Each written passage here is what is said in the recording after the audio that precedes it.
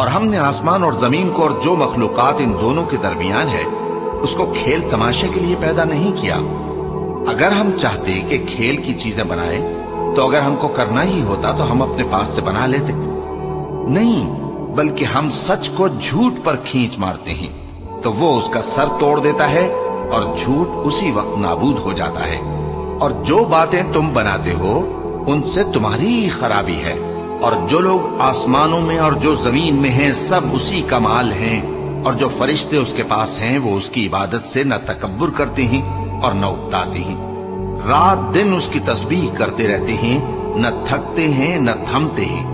بھلا لوگوں نے جو زمین کی چیزوں سے بعض کو معبود بنا لیا ہے تو کیا وہ ان کو مرنے کے بعد اٹھا کھڑا کریں گے؟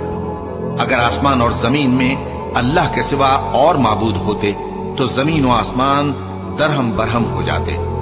جو باتیں یہ لوگ بناتے ہیں تو اللہ جو مالک عرش ہے ان باتوں سے پاک ہے۔